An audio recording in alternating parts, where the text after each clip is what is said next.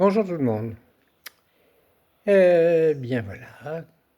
Et pour continuer ces belles vacances, il fait toujours un temps très agréable. Il fait 22-23 degrés. Le ciel, il y a quelques petits nuages. C'est toujours aussi beau. Voilà. Mon ami Nat est arrivé hier soir, pour quelques jours après auprès de moi, à la mare en ce moment. Et j'écoute la radio, il doit être en train de se faire une petite sieste. En attendant, moi ce matin, j'ai fait la connaissance un peu plus approfondie avec encore un personnage extraordinaire. Il s'agit d'un savant anglais qui a voulu connaître les lois de l'univers, essayer de trouver une loi qui s'appellerait, des lois qui s'appliqueraient à tout l'univers, et il est arrivé à le faire. Vous le connaissez tous de nom, du moins. Il s'agit d'Isaac Newton.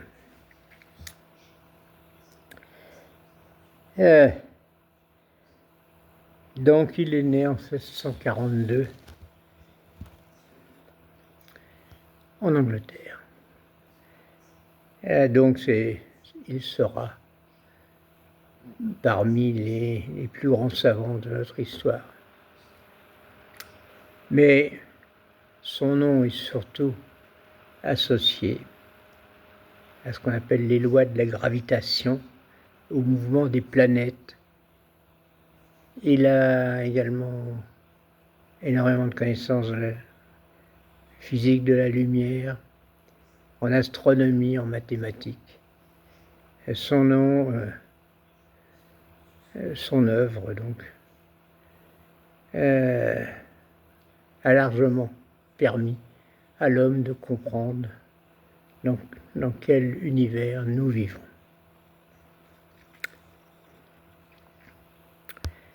Alors, avant Newton, il y a eu quelques précédents savants. Il y a eu Ptolémée, Copernic, Kepler, Galilée. Mais tous ces gens avaient fait des constatations, avaient fait évaluer des choses, avaient quand même calculé, avaient mis au point du matériel, des lunettes. Mais on n'a pas encore trouvé une formule générale et qui explique pourquoi les planètes tournent-elles autour du Soleil et pourquoi les objets que l'on tient et si on les lâche tombent vers le sol. Et surtout, trouver une loi qui obéit et trouver pourquoi ceci s'applique à tous les objets. Alors, Newton, donc, va apporter une réponse, les mêmes lois physiques qui s'appliqueront dans l'univers, à la Terre et dans le ciel.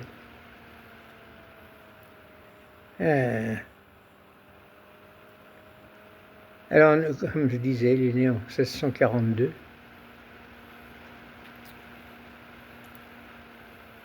Dans un petit village en Angleterre. Alors, l'atmosphère est assez tendue. À cette époque-là, en Angleterre, elle est déchirée par une guerre civile qui oppose le roi Charles Ier au Parlement.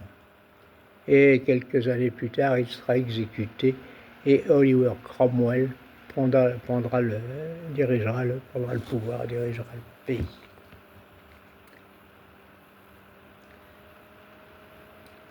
Alors, dans son petit village, Newton, ses parents sont des propriétaires agricoles, d'une bonne bourgeoisie, qui est d'un milieu assez aisé. Mais sa vie commence par un drame puisque son père meurt avant sa naissance. Donc,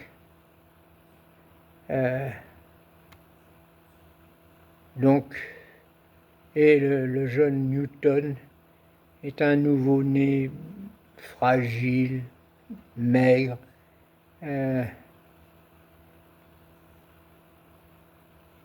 On disait même que quand il est né, il était tellement petit qu'il pouvait tenir dans une cuvette.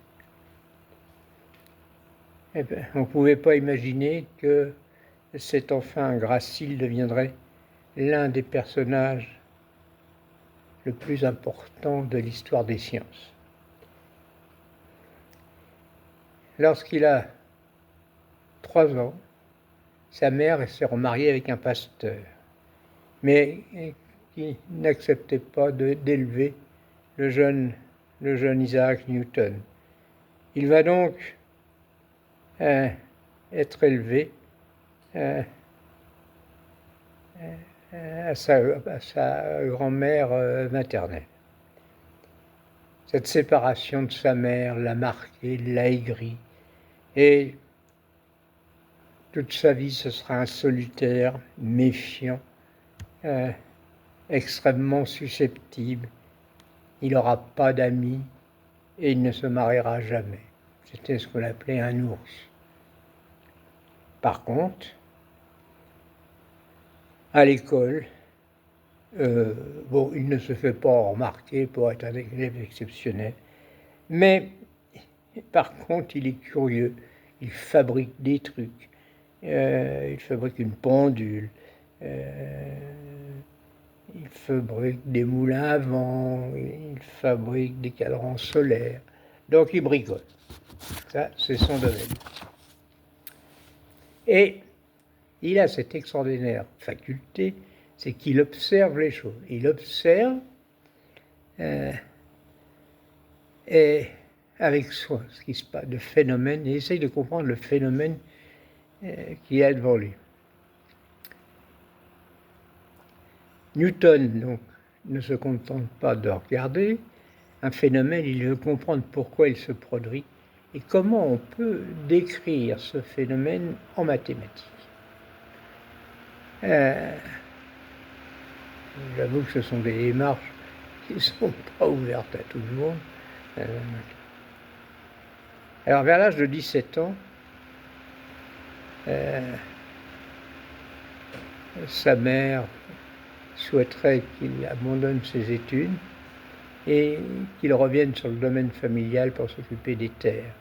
C'est un échec complet, il refuse. Donc, il ne s'intéresse nullement à l'agriculture et il préfère lire et réfléchir et surveiller le monde qui l'entoure, les animaux, la culture. Ses aptitudes intellectuelles finissent par convaincre son entourage qu'il doit retourner à l'école et non cultiver la terre. Donc, cette décision du jeune Newton va donc changer le cours de l'histoire des sciences.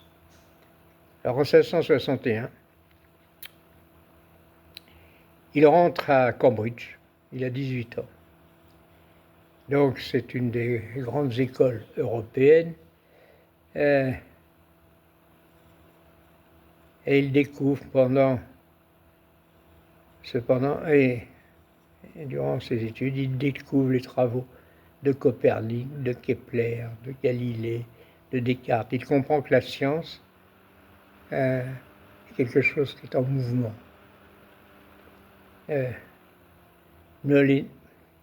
Ptolémée prétendait, avec l'appui de l'Église, que la Terre était le centre de l'univers et que les planètes tournaient autour de la Terre. Copernic a proposé que la Terre plutôt tournait, sans démentir, Ptolémée tournait autour de la Terre. Kepler a découvert que les planètes décrivent des orbites elliptiques, ce qui explique les saisons, qui explique le jour ou la nuit. Galilée a étudié mathématiquement la chute et le mouvement des corps. Descartes cherche à expliquer la nature avec des mécanismes s'appuyant sur la raison et les mathématiques. Et lui, il regarde, il étudie toutes les inventions qu'ont fait ces gens. Il lit énormément, il remplit ses cahiers de questions. Une phrase est retrouvée dans ses cahiers qui décrit bien son état d'esprit. Platon est mon ami, Aristote est mon ami, mais ma meilleure amie, c'est la vérité. Newton veut partir des phénomènes eux-mêmes. En 1665, il y a une terrible épidémie à l'Angleterre et à Londres particulièrement. Il quitte Londres et il retourne dans ses terres à la campagne. Il n'a que 22 ans. Alors, durant ces deux périodes, 65 et 66, c'est une période, 2 ans fabuleux dans la vie de Newton. En moins de 2 ans, Newton développe ses idées fondamentales concernant les mathématiques, la lumière, le mouvement et la gravitation. Alors, et il appellera cette période « mes années merveilleuses ». Alors, Newton se heurte à un problème. Les mathématiques de son époque ne lui permettent pas de décrire des formes géométriques relativement simples, mais comment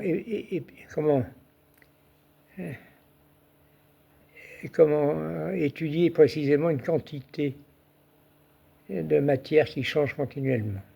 Comment calculer la vitesse exacte d'un objet à un instant donné? Comment étudier les planètes dont la direction change constamment d'orbite?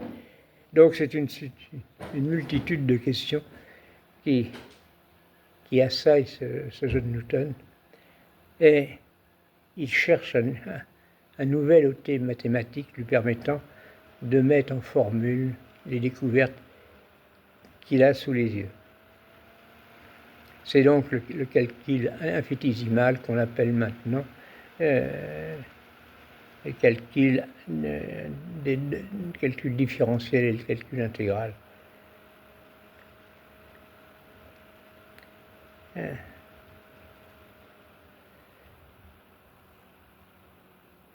Donc il a à la même époque un Allemand, un certain Gottfried Wilhelm, qui développe à peu près le même système, méthode de calcul que Newton.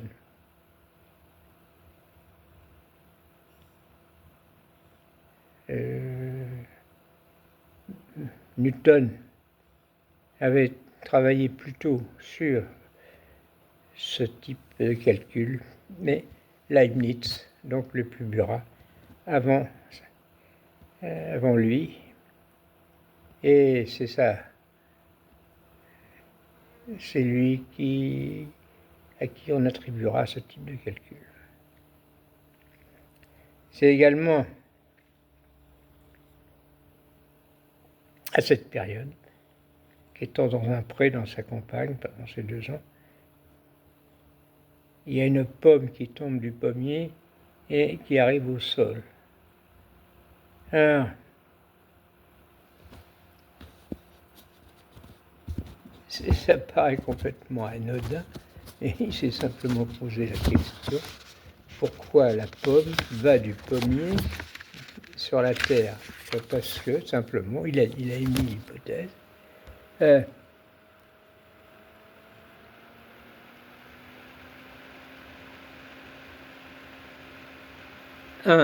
elle va toujours droite, elle tombe jamais de côté. Pourquoi elle monte pas vers le ciel? Il en conclut que la terre attire la pomme. Mais il pousse son raisonnement beaucoup plus loin. Jusqu'où cette attraction terrestre s'étend-elle? S'arrête-t-elle au sommet de la montagne? Continue-t-elle dans le ciel ou et si elle atteignait la Lune?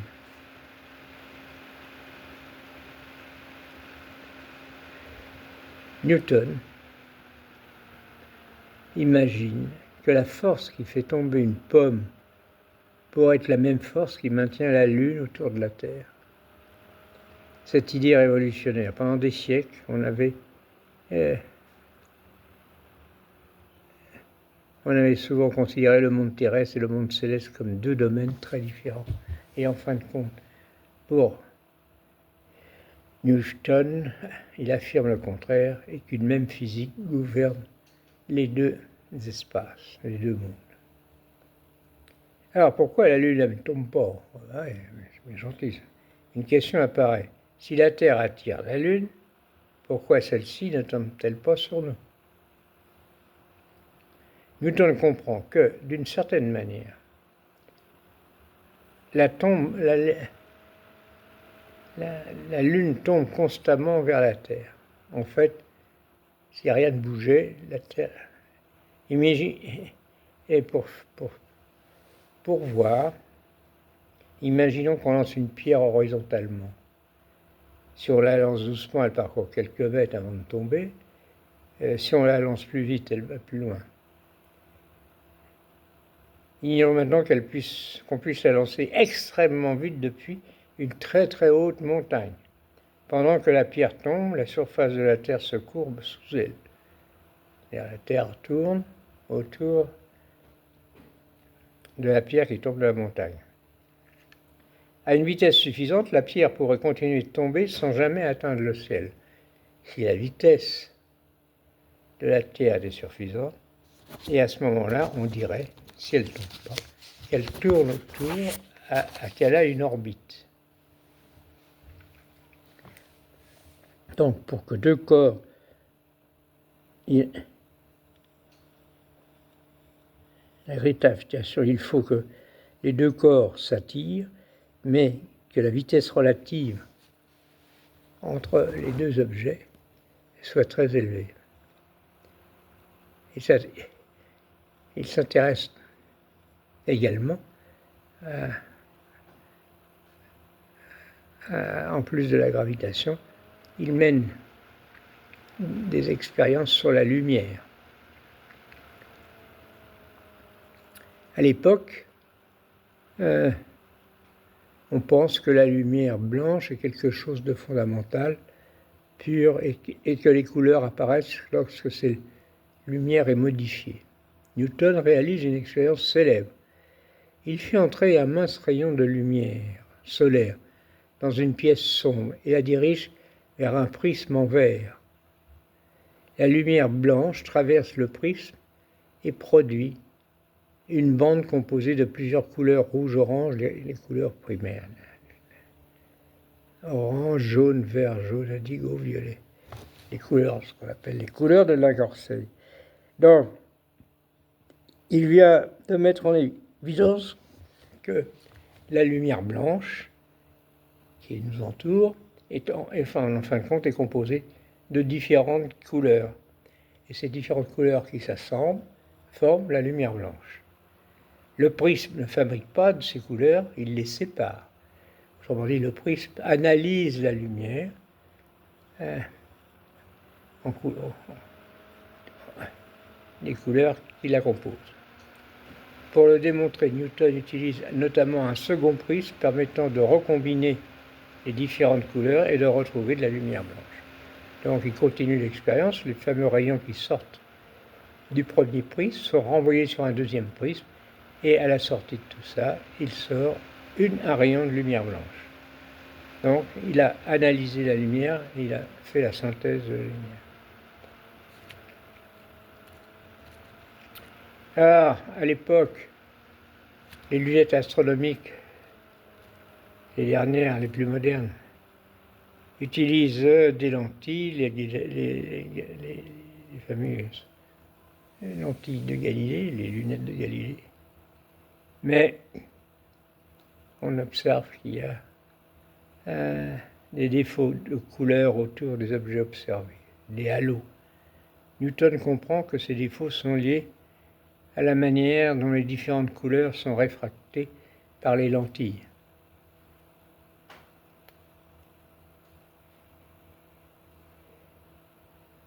Alors il va chercher donc un moyen de remplacer les lentilles, trouver une autre solution.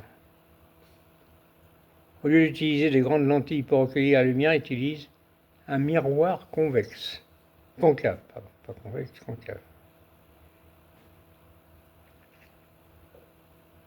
Ainsi, il construit un télescope à réflexion particulièrement performant. Le principe du télescope newtonien est encore utilisé par de nombreux astronomes, amateurs et professionnels. Alors, on commence à trouver que le jeune Newton, il découvre pas mal de choses. Alors du coup, on va utiliser ses compétences et on va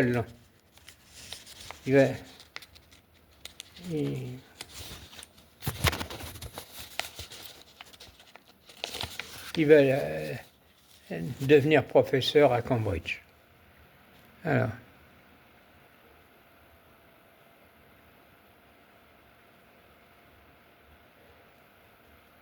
Newton, donc, une fois qu'il a été professeur, il se donne à fond dans son rôle, mais il ne publie assez peu de choses. Alors, et il y a une chose qu'il ne supporte pas, c'est qu'on critique ce qu'il fait. Lorsqu'on conteste ses travaux, Newton réagit avec une grande violence intellectuelle. Alors, donc pour éviter cet état de fait qu'on le contredise, il garde bien souvent dans ses tiroirs ses découvertes afin d'éviter de rencontrer la polémique parmi les lecteurs. D'ailleurs, Newton a eu des relations assez tumultueuses avec plusieurs savants. Alors, en 1780, les astronomes de l'époque cherchent à comprendre mathématiquement le mouvement des planètes. En 1784, un astronome nommé Halley, comme les planètes de Halley, rend visite à Newton à Cambridge.